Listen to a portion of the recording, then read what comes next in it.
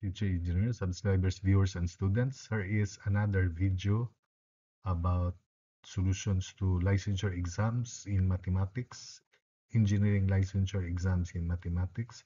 And this problem or situational problem was given in the civil engineer board exam. So this is a situation given matrix A and its inverse B. Find the value of X, Y, and Z. So I'll present two ways without a calculator, and the other one is I leave it for you to solve it because the calculator is allowed.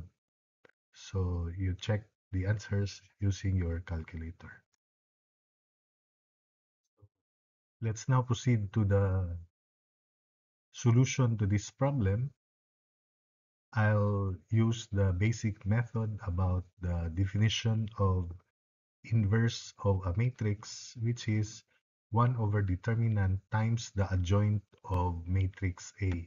So remember, these are the given matrices A, and B is the inverse of A. So I'm going to manipulate matrix A in such a way that we can invert it, then compare it with B. So from there, we can solve for X, Y, and Z. The second solution is the fact that the product of any matrix and its inverse is an identity conformable identity matrix.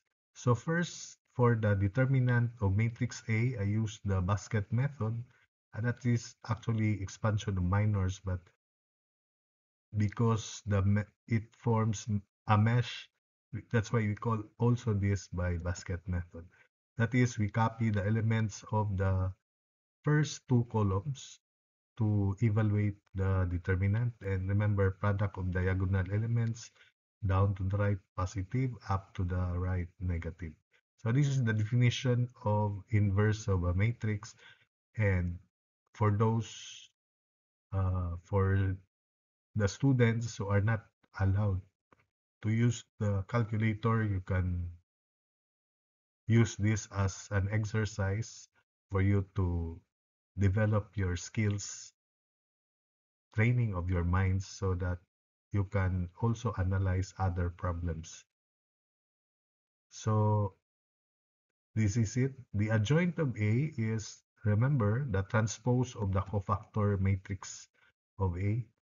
So that's the definition. Also, A times its inverse is an identity conformable identity matrix. So I'll use this first. Let's evaluate the determinant by the basket method. I hope that for the viewers and watchers, you're familiar with the basket method. So we copy the elements of the first two columns. Bear with me. So we have quantity. This is positive product of diagonal. So 2 times negative 1 times 1 is negative 2. Then 2 times 4, 1 times 2 times 4, positive 8. 3 times 0 times 3, 0. So negative 2 plus 8 plus 0. So we have negative 2 plus 8 plus 0. I hope you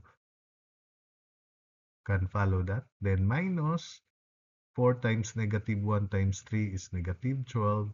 Then 3 times 2 times 2 is positive 12. Then 1 times 0 times 1 is 0. So simplifying, because the second value here in this bracket is 0. So we have negative 2 plus 8. So this is, the determinant is positive 6. So after knowing the determinant that it is positive 6, we now have the adjoint of A. Let's determine the cofactors of A. So these are the cofactors of A, and let's transpose this matrix. So I'll explain how to obtain these cofactors. So for the cofactor of 2, we imagine we omit elements at the same level as this element 2 here, as well as the vertical line. So this leaves this 2 by 2 matrix.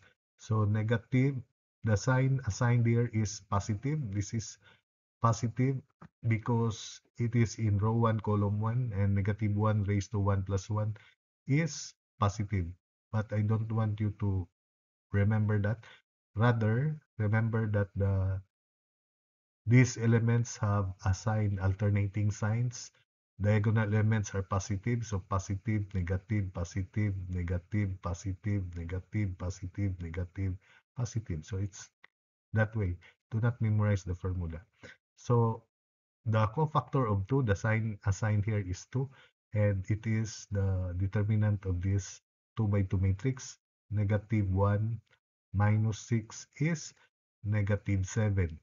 And since the sign assigned there is positive, negative 7 remains uh, intact. So that's why the cofactor of 2 is negative 7.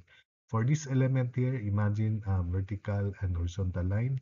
So we have 0 times 1 minus 4 times 2. So 0 minus 8, negative 8. But since the sign assigned to this element is negative, negative 8 is positive 8. So for 3, horizontal, vertical. So it is 0 times 3 minus negative 4. So 0 times 3, 0 minus negative 4 is positive 4. And the sign here for this element is positive. That's why 0 minus negative 4 is positive 4.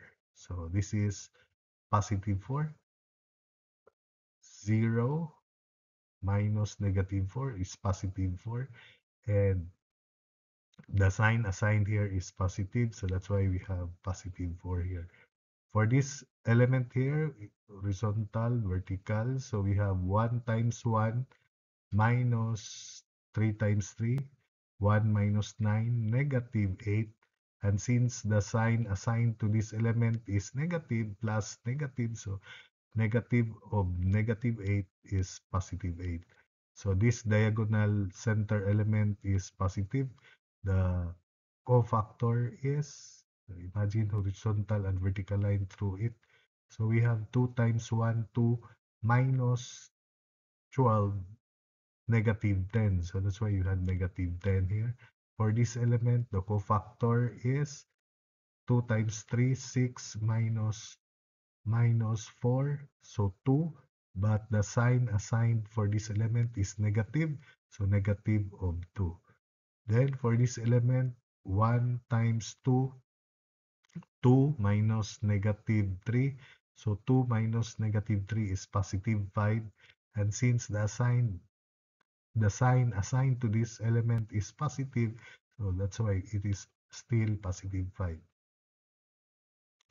Then for this element here, the cofactor is 2 times 2, 4 minus 0, so 4. And since the sign here is negative, so negative 4. Finally, for the cofactor of 1, 2 times negative 1, negative 2 minus 0, negative 2. The sign here is positive, so positive of negative 2 is still negative 2. Transposing or obtaining the transpose of this matrix, therefore the adjoint of A is this first row elements becomes column 1 elements, second row elements becomes second row elements becomes second column elements, and third row elements becomes the third row elements here. So this is the adjoint of A, multiplying so that by 1 over 6 it becomes the inverse of A. So inverse of A is 1 over 6 times this adjoint of A here. So comparing with this inverse B, matrix B, this is the inverse of A, we can now tell that because 1 over 6 is the same as this, we can now tell that x is negative 7. So x is negative 7.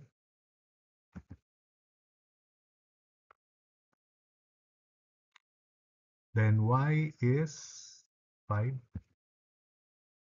That's y. So y is 5. And z is negative 2. So z is negative 2.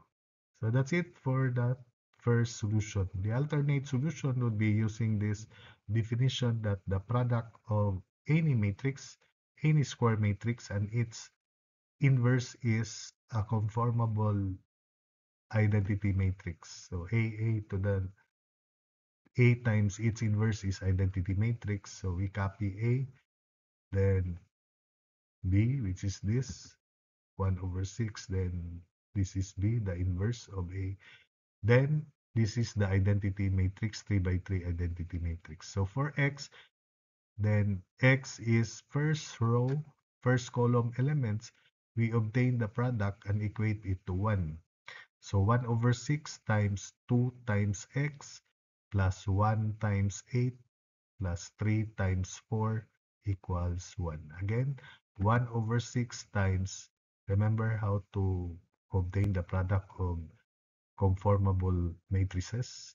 If this is row 1, column 1 element, so we cross multiply row 1 and column 1 element. So 1 over 6 times 2x, 1 times 8 is positive 8, 3 times 4 is positive 12 equals 1. So this is 2x plus 20 equals 6. So 2x is 6 minus 20, negative 14 over 2. So that's why x is negative 7. Likewise, for y, this is row 1, column 3 elements. So we cross row 1, column 3 elements. So 1 over 6 times 2 times y plus 1 times negative 4 plus 3 times negative 2. So 2 times y, 2y. 1 over 6 times 2y. Then 1 times negative 4 is negative 4. 3 times negative 2 is negative 6. Then equals 0 because the first row, column 3 element is 0 in this identity matrix. So 6 times 0 is 0. 2y minus 10 equals 0. So 2y equals 10. So that's why y is 5. Then finally, this one, this is row 3, column 2 elements. Row 3 cross multiply with column 2 elements, then it is equal to 0. So 1 over 6 times 4 times 8, which is 32, plus 3 times negative 10, negative 30, plus 1 times z, which is z, equals 0. So 0, this is 2 plus z equals 0. So z therefore is negative 2. So as I said, the calculator technique, I leave that to you. I know that you know how to use your calculator. Then you can find that the inverse of the matrix is indeed this one. So that's it for this video.